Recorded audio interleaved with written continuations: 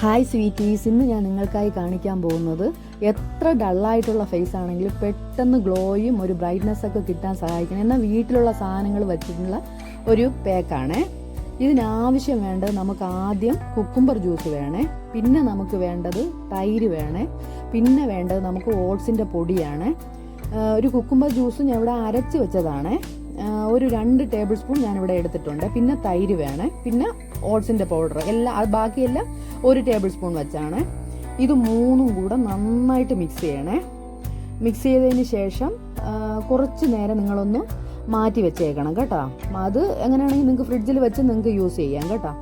നല്ലപോലെ മിക്സ് ചെയ്ത് മാറ്റി വെച്ചേക്കണം. ഇത്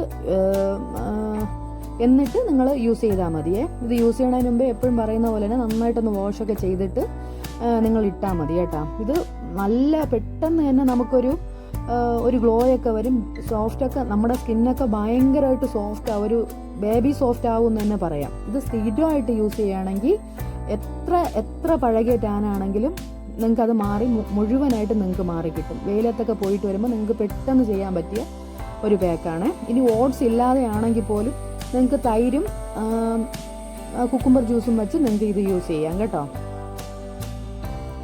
പിന്നെ എൻ്റെ ചാനൽ എല്ലാവരും സബ്സ്ക്രൈബ് ചെയ്യണേ, ലൈക്കും ഷെയറും ഒക്കെ ചെയ്യണം കേട്ടോ. കൈ നന്നായിട്ടൊന്ന് വാഷ് ചെയ്തതിന് ശേഷം ഇത് നന്നായിട്ട് അപ്ലൈ ചെയ്യണേ.